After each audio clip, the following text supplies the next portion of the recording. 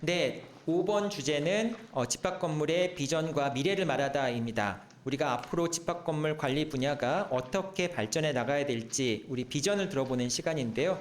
네 분의 패널 오랜 시간 동안 좋은 의견 많이 주셨는데요.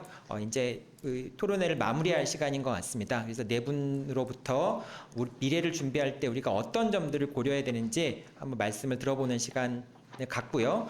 토론회를 마무리하도록 하겠습니다. 먼저 우리 이 박사님부터 해주실까요? 이 관리산업 발전을 위해서 필요하다는 부분은 이게 오늘 토론에서 잠깐 말씀을 드렸었는데, 이게 관리라고 하는 부분이 있어서 약간 이게 서비스 개념이 포함되어 있는 거거든요. 관리 서비스라고 하는. 그래서 서비스 성격이 있는 부분이라서, 그럼 이 서비스를 어떻게 성과 측정을 할 것인가 라는 부분이 저는 굉장히 중요하다고 생각을 하거든요. 그래서 서비스 평가하는 거죠? 예. 그렇죠. 그래서 이걸 어떤 평가 지표를 만들어 어떻게 평가를 하는 게 제일 좋을지에 대해서는 이게 하루아침에 당장 만들어지는 건 아닐 거라서 중장기적으로 좀 보고 이런 지표들을 만들어 나가는 게 좋을 것 같다고 생각을 하고요.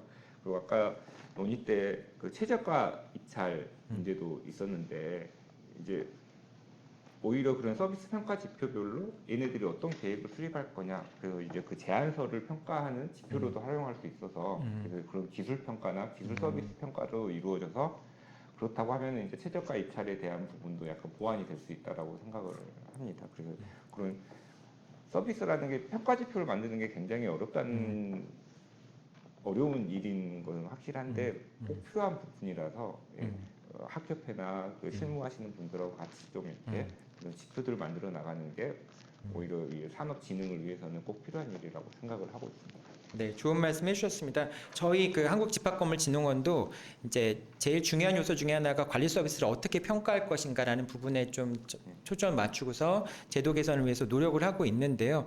평가 지표를 만드는 게 사실 쉽지 않은 일이긴 하지만은 좋은 서비스를 평가를 할 수 있어야지 거기에 관한 합당한 대가를 줄 수 있고 합당한 대가를 받아야지 더 좋은 서비스를 개발할 수 있는 그런 선순환 구조가 만들어질 수 있는 것 같습니다. 그런 의미에서 관리 서비스를 평가할 수 있는 제도를 만들어야 된다는 말씀이 인상적이었고요. 네, 그 다음에 우리 홍 회장님 말씀해 주시죠. 제가 집합건물 관리 산업이 성공하려면 첫째가 회계 정보의 투명성입니다. 네, 물론 투명성이란 말은 결국 돈이죠. 네, 그러니까 거기에 대한 이제 돈에 대한 그 사용이 명확해야 된다 하는 것이고, 두 번째는 전문 인력 확보와 지속적인 교육이 굉장히 필요하다고 생각합니다. 그래야만 이제 퀄리티를 높일 수 있는, 서비스의 질을 올릴 수 있는 그런 이제 기준이 될 수가 있겠죠. 그리고 이제 세 번째는 뭐 공동주택이 됐든 집합건물이 됐든 구분소유입니다. 그래서 구분소유에 대한 자치권도 당연히 인정을 해줘야 됩니다. 그게 전제된 상태에서 모든 것이 이루어져야지, 만약에 사적 자치를 전부 다 없애버리고 이런 전제가 논의가 된다면 그건 또한 무리가 따른다고 생각합니다. 그렇게 해서 분쟁 조정을 어떻게 좀 수월하게 지원할 것인가, 이런 것도 굉장히 중요하다고 생각합니다. 그래서 만약에 이런 세 가지 중에서 어느 하나만 결여가 된다면 단순 용역업체에 불과합니다. 그래서 이 세 가지가 서로 조화롭게 균형 있게 이루어질 수 있도록 이렇게 제도가 뒷받침이 돼야 될 것이고, 또 중요한 것은 이 관리의 가장 중요한 목적은 뭐냐, 집합건물의 가치 증진이고 입주자의 권익 증진입니다. 그 두 가지에 높지 않습니까? 건물의 가치 증진하고 입주자의 권익 증진, 이 두 가지만 이루어진다면 별 문제가 없습니다. 그래서 투명성을 기반을 하고 전문성을 기반으로 해서 구분 소유자 공동체를 지원하는 관리 산업이 될 수 있도록 그렇게 제도라든가 이런 것이 뒷받침이 돼야 되지 않겠는가. 또 논의도 이런 관점에서 이루어져야 되는 것이 아닌가, 그런 생각을 갖습니다. 네, 감사합니다. 투명성, 또 교육하고 자치, 뭐 이런 중요한 키워드들을 말씀해 주셨는데요. 어떻게 보면 우리가 또 항상 문제가 생겼을 때는 기본으로 돌아가는 게 필요하지 않나라는 생각이 드는 말씀이셨습니다. 네, 한재훈 변호사님. 예, 저는 집합건물 관리산업 발전을 위해서 중요한 과제는 두 가지라고 생각을 합니다. 첫 번째가 이제 전문성의 제도화, 그리고 두 번째가 정당한 가치의 인정이라고 생각을 합니다. 이게 이제 전문성의 제도화는 지금 이제 공동주택에만 적용되는 이제 관리 제도를 이제 일반 집합 건물로 좀 확대하는 게 필요하다고 생각을 하고요. 그래서 아까 우리 논의했던 집합 건물 관리업 등록 제도 이거를 이제 도입해서 이제 건실하는 업체를 양성을 하고 또 이제 집합 건물 관리사 자격 제도를 신설을 해서 건물의 특성에 맞는 이제 전문 인력을 양성하는 것이 좋겠다고 생각을 합니다. 그리고 이제 두 번째가 정당한 가치의 인정이라고 생각을 합니다. 관리는 비용이라는 이제 인식에서 벗어나서 전문적인 관리는 건물의 가치를 높이는 투자다. 이제 이런 이제 사회적 공감대가 좀 형성이 되어야 되겠고요. 이를 위해서는 이제 그동안 계속해서 관행으로 있었던 최저가 낙찰이라는 것에 대해서도 좀 인식 개선이 좀 이루어져야 된다고 생각을 합니다. 그래서 이제 결과적으로는 법과 제도를 통해서 전문성의 기틀을 마련을 하고 또 시장에서는 그 전문성의 가치를 정당하게 인정을 해줄 때 우리나라 집합건물 이 관리 산업이 발전을 할 수 있다고 생각을 하고요. 그래서 이거를 위해서는 이제 결국은 인공지능 기술을 활용한 스마트 관리라든지 그런 이제 친환경 관리 분야에도 도입이 되어야 되는데 이 도입에 대해서는 뭐 주역은 사실은 이제 관리 회사가 되어야겠지요. 하지만 관리 회사가 주인공이 되기 위해서는 그 조연들이 정부라든지 뭐 관리 또 IT 기술 업체라든지 뭐 구분 소유자들이 이제 그런 생태계를 마련을 해줬을 때에만 관리 회사에서 과감하게 이런 신기술을 도입할 수 있지 않을까. 그래서 이제 정부의 경우에는 이제 연구개발 이제 지원을 해주고 세제 혜택이라든지 뭐 보조금 지급 등을 통해서 이런 기술 개발을 이제 촉진을 하고 또 이제 관련 기술에 대한 이제 표준화나 인증 제도를 이렇게 마련을 해주고 또 초기 투자 비용도 뭐 지원을 해준다든지 이런 제도적인 이제 제도 보완이 좀 필요할 것 같고요. 지원이 필요할 것 같고 관리회사의 경우에는 이제 시장의 수요를 잘 파악을 해서 현장에 적용 가능한 솔루션을 이제 바로바로 이렇게 도입할 수 있는 이제 이런 것들이 필요하고 또 마찬가지로 이제 기술 기업, IT 기업 같은 경우에는 건물 관리에 특화된 어떤 혁신적인 이제 기술을 좀 개발을 해서 AI 기반의 뭐 에너지 효율 관리 시스템이라든지 뭐 로봇을 활용한 청소라든지 순찰 서비스 뭐 이런 것들을 이제 만들어야겠죠. 그리고 이제 구분 소유자 입장에서는 단기적인 이제 비용 절감에만 이제 자꾸 이제 거기에 집중하지 말고 신기술 도입에 대해서 좀 열린 자세가 좀 필요하지 않나. 그래서 이렇게 내 주체가 각자 협력을 했었을 때 이런 신기술도 도입이 되고 주택관리업이 발전할 수 있지 않나 생각을 합니다. 네, 그 한 변호사님 말씀 중에 저는 정당한 가치라는 말씀이 제일 인상 깊었던 것 같은데 결국은 우리가 관리 서비스 분야에서 정당한 가치라고 하는 것이 그런 말이 자연스러워질 때까지 제도 개선이 이루어져야 되지 않나라는 생각이 들었습니다. 네, 마지막으로 김성희 센터장님.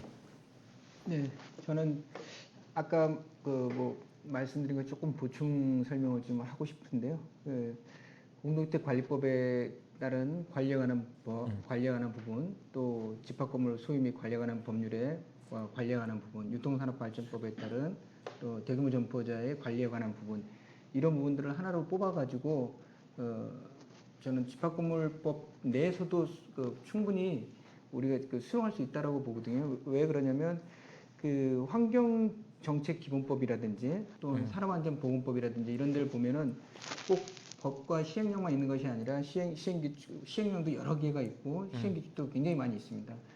그런데 그럼에도 불구하고 집합건물 수요 및 관리에 관한 법률이 관리에 관한 부분이 없다, 거의 전무하다시피 하다 이렇게까지 얘기하고 있는 상황에서 그냥 꼴랑 법과 시행령만 가지고 그 몇 개 되지 않는 조문 가지고 이렇게 하다 보니 여러 가지 많은 그런 분쟁이나 이런 것들이 해결이 되지 않고 오히려 이렇게 그 분쟁 부분을 또 이렇게 옆에 계셔서 좀 미안하긴 하지만은 그런 쪽에 많은 그 벌이의 수단이 되지 않을까 이런 생각이 들거든요. 분쟁이 많을수록 변호사분들이 이제 그래서 그런 부분들에 있어서도 우리가 좀 한번 또 생각을 전환해서 그런 우리 집합건물법에도 이런 부분들을 좀 담아낼 수 있지 않을까 그런 그 가능성에 대해서 좀 말씀드리고 싶고요.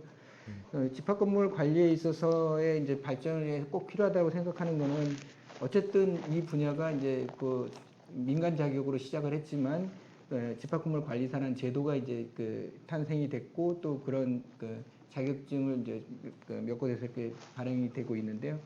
이런 그럼에도 불구하고 이제 초기니까 좀 상당히 부족한 부분들이 좀 있어 보입니다. 그래서 좀 더 전문화된 인력을 양성할 수 있어야 되고 또 이쪽 집합건물 쪽에서 분쟁이 특히 뭐 지식산업센터라든지 이런 데 분쟁이 많은데 그런 회계 관리라든지 또 감사제도 투명하게 이루어질 수 있도록 해야 되고요.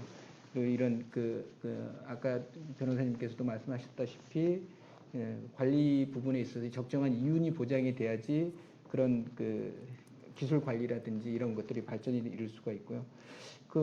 그렇다고 봤을 때는 결론적으로는 결국은 이런 부분들이 정부가 손을 놓는 거 민간 사적 자치 그런 영역이다라고 손을 놓을 것이 아니라 좀 더 적극적으로 개입을 해서 구분 소유자나 점유자라든지 또 이런 전문적으로 관리하는 이런 회사들의 간의 협치라고 해야 되나요? 그런 거버넌스 이런 것들이 좀 필요하지 않을까 이런 생각입니다. 그래서 앞으로 이런 것들이 잘 이루어져서 집합건물 관리 분야에 좀 더 발전을 기원하기를 바랍니다. 네, 우리 저 센터장님은 제도적인 개선, 특히 법제도 개선에 대해서 좀 많은 비중을 둬서 말씀을 해주셨네요. 정말 법제도를 잘 개선해야지 결국은 큰 흐름을 잡아줄 수 있다는 점에서는 중요한 것 같습니다. 자, 오늘 그 집합건물 관리산업의 현황과 미래라는 주제를 가지고 토론해봤는데 정말 그 논의할 쟁점들이 더 남아 있는 것 같고요. 어떻게 보면 오늘 네 분의 전문가를 모시고 기존에 우리가 들어보지 못했던 여러 가지 중요한 쟁점들에 대한 아이디어가 될 만한 내용들도 많이 나왔던 것 같습니다. 오늘 토론회에서 나왔던 주제들은 앞으로 더 깊이 있게 논의돼야 될 주제인 것 같습니다. 이런 좋은 귀한 의견들을 바탕으로 해서 더 좋은 논의가 형성이 되고 이걸 통해서 우리 제도를 잘 개선해서 우리 집합건물에서 살아가는 어차피 우리가 집합건물 살아갈 수밖에 없으니까 국민들이 더 나은 삶을 누릴 수 있는 환경이 만들어지길 바랍니다. 오늘 네 분 좋은 의견 감사드리고요. 장시간 동안 고생해 주셔서 감사합니다. 네, 감사합니다. 네, 감사합니다. 좋습니다. 수고하셨습니다. 네, 이것으로 2025년 서울시 집합건물 포럼 시민 아카데미 차원에서 마련된 토론회 마치도록 하겠습니다. 여러분들 시청해 주셔서 감사합니다.